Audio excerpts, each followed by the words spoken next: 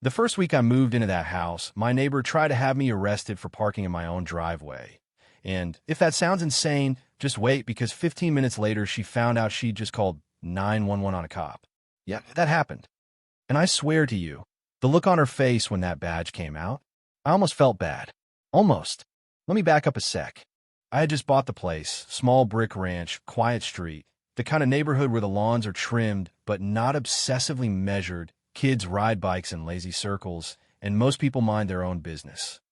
I pulled into the driveway that first afternoon, killed the engine, sat there for a second with that little wave of relief you get when you realize this is mine. Fresh start. No drama. Just peace. I barely had my door open before I felt it. That stare. You know the one. I looked up, and there she was across the street. Short blonde hair, cut sharp and precise. Blazer, even though it was 75 degrees. Arms folded like she was guarding the gates of heaven. She didn't wave. Didn't smile. Just assessed me. I gave her a polite nod. She didn't return it. Next morning, I step outside for coffee, and there it is, bright red notice taped to my front door. Unapproved vehicle. Remove immediately. I blinked, looked at my truck. Parked square in my driveway. Not crooked, not blocking anything, just existing. I actually laughed. I crumpled it up and tossed in the trash. Figured it was some mistake, maybe some bored neighbor trying to flex. I had no idea that was my first mistake. That afternoon, I'm unloading boxes when I hear heels clicking fast against concrete. I turn, and she's marching up my driveway like she's about to serve a warrant.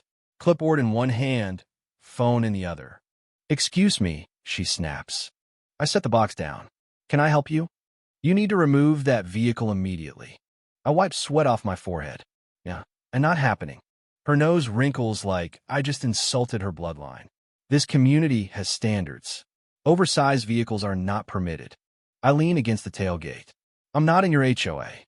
She smirks. "Actually, you are. Your street was annexed last year. The board voted." I chuckled. "You can't just vote people into an HOA." Her eyes gleamed. "We already did. Now here's the thing. I deal with power struggles for a living." I recognize that look. That tight, hungry little spark in someone's eye when they think they've got authority. And she thought she did. "Look," I told her, "I never signed anything. I'm not bound to your rules." "You will comply," she said, "or we escalate." I raise an eyebrow. "To who?" She smiled. "The authorities." I almost told her right then who she was threatening, but something in me wanted to see how far she'd take it. Over the next 3 days, my house turned into a bulletin board of nonsense. Notices taped to my fence. Fines in my mailbox. $250 for non-compliance. I tossed every single one in the trash.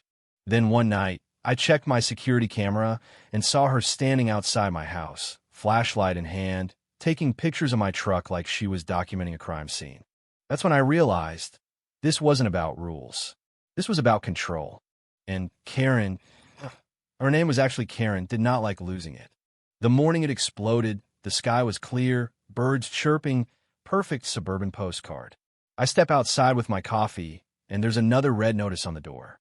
Final warning. I laughed out loud. Final warning for what? You think this is funny?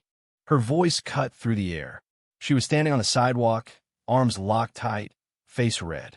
"I think it's hilarious," I said.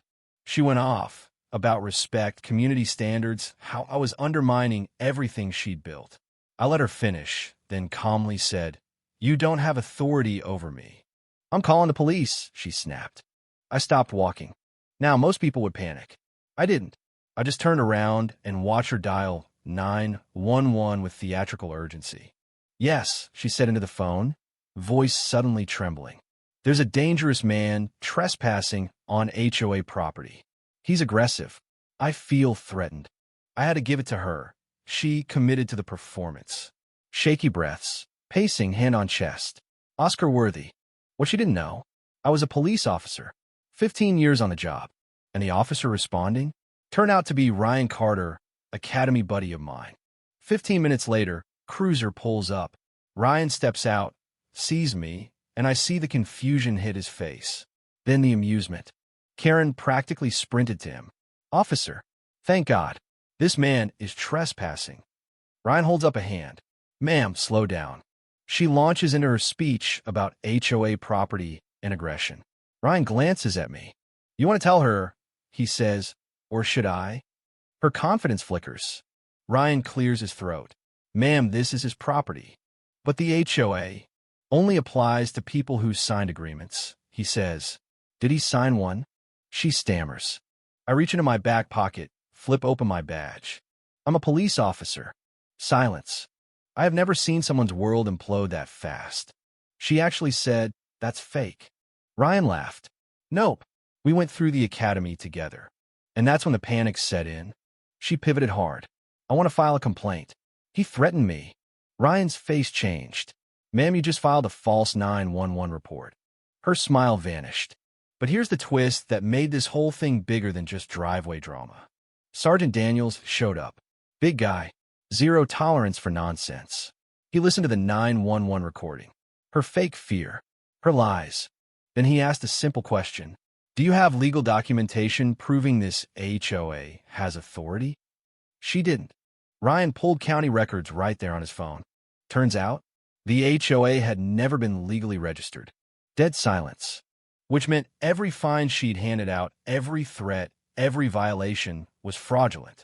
Daniels looked at her like she'd just confessed to running a lemonade stand without a permit. You've been collecting money under false authority. Her face went gray. She doubled down, of course. Called it harassment. Demanded supervisors. Claimed conspiracy. Classic collapse behavior when power slips away. Daniels didn't blink. Ryan, get her ID. She tried to run. It was pathetic. He caught her in 5 steps.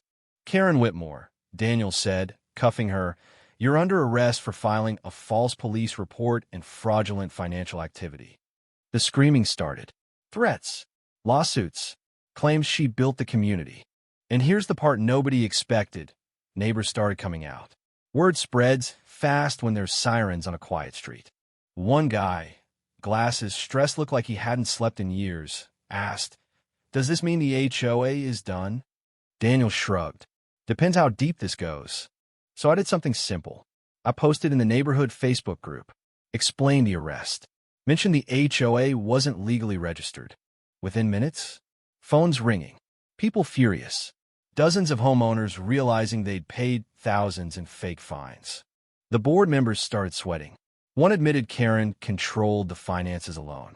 And right there on the street, in front of everyone, her empire collapsed. The board disbanded within a week. Financial investigation opened. Refunds started getting sorted out. Lawyers got involved. Karen? Charged. Court dates pending. Her name wasn't untouchable anymore. And I stood there, coffee in hand, leaning against my truck, the same truck that started all this, watching neighbors laugh for the first time in years. Here's what I learned from that mess. Power doesn't corrupt people. It reveals them. Karen didn't become a tyrant because of the HOA. She became one because nobody challenged her. People paid the fines to avoid conflict. They stayed quiet to keep peace. And every time someone gives up a little ground out of convenience, someone like her takes a mile. I didn't set out to dismantle anything. I just refused to bend to something that wasn't real. And that's the lesson, I guess. Sometimes the most disruptive thing you can do is simply say no. Karen wanted me gone. Instead, she lost everything she built on intimidation. Now the street's quiet again. Kids ride bikes. No red notices. No flashlight patrols at midnight. And every time I park that truck in my driveway, I smile a little. Because justice doesn't always come from dramatic courtroom speeches or heroic acts. Sometimes it comes from letting someone hang themselves with the rope they brought. So here's my question for you. If you were in my position, would you have ignored it like everyone else did? Kept your head down, paid the fine, avoided the drama? Or would you have pushed back, knowing it might blow up the whole neighborhood? Where's the line between keeping peace and enabling control? Drop your thoughts.